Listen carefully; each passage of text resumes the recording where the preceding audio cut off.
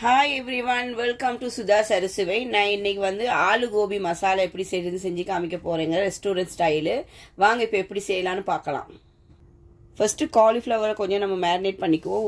தேவையான அளவு உப்பு ஆட் பண்ணிக்கங்க. லைட்டா மஞ்சள் பொடி.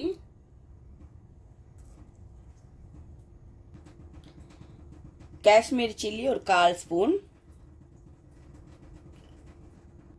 இதை நல்லா மிக்ஸ் பண்ணிக்குவோம்.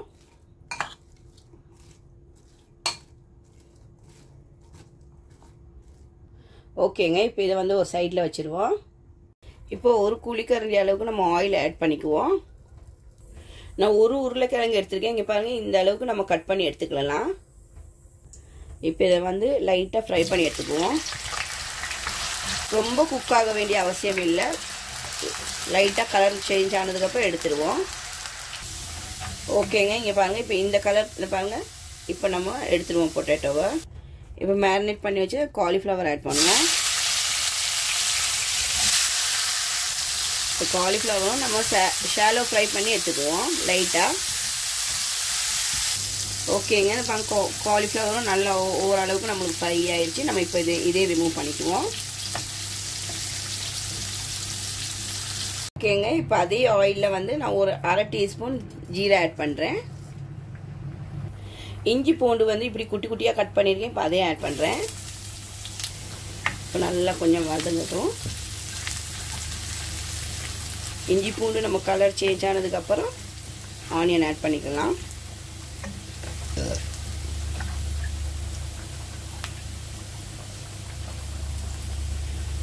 நான் ஆனியன் இப்படி குட்டி குட்டியாக கட் பண்ணியிருக்கேன். இப்போ நம்ம அதையும் ஆட் பண்ணிக்குவோம். நம்ம உப்பு ஆட் பண்ணிக்குவோம். மஞ்சள் பொடி ஒரு 1/4 ஸ்பூன். மிளகாய் பொடி ஒரு 1 ஸ்பூன். நம்மளுக்கு தேவையான அளவு ஆட் பண்ணிக்கோங்க, காரத்துக்கு ஏற்ற மாதிரி. ஜீரக பொடி 1/2 டீஸ்பூன்.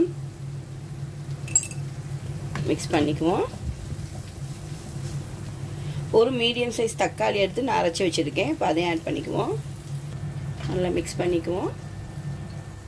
ஓகேங்க, இங்கே பாருங்கள், இப்போ தக்காளி நல்லா வதங்கிடுச்சு.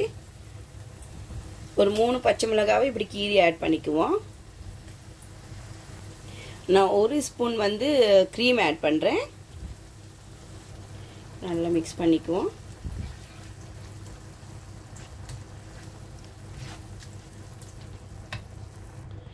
கொஞ்சம் போல் கஸ்தூரி மேத்தி, கரம் மசாலா கொஞ்சம். நான் 1 டேபிள் ஸ்பூன் க்ரீம் ஆட் பண்ணேன். 1/2 spoon kasuri methi, 1/4 spoon garam masala. Amchur powder வந்து ஒரு 1/2 டீஸ்பூன் ஆட் பண்ணியிருக்கேன். ஆம்ச்சூர் பவுடர்னா மேங்கோ பவுடர். நல்லா மிக்ஸ் பண்ணிக்குவோம். இப்போ இந்த ஸ்டேஜில் வந்து நான் ஆலு கோபி ஆட் பண்ணுறேன். நல்லா மிக்ஸ் பண்ணிக்குவோம்.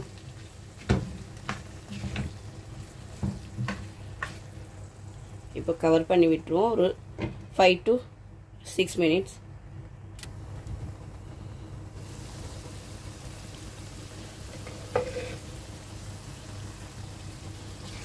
ஓகேங்க, இப்போ 5 நிமிஷத்துக்கு அப்புறம் நல்லா குக் ஆயிடுச்சு. இப்போ நம்ம பவுலுக்கு சேஞ்ச் பண்ணிக்குவோம். லைட்டாக மல்லித்தலை தூவிக்குவோம். ஓகேங்க, சூப்பரான ஆலு கோபி மசாலா தயாருங்க ரெஸ்டாரண்ட் ஸ்டைலில். நீங்களும் உங்கள் வீட்டில் செஞ்சு பார்த்துட்டு உங்கள் கமெண்ட்ஸ் கொடுங்க, லைக் பண்ணுங்கள், சப்ஸ்கிரைப் பண்ணுங்கள், மறக்காமல் பெல் ஐக்கானை ப்ரெஸ் பண்ணுங்கள். தேங்க்யூ.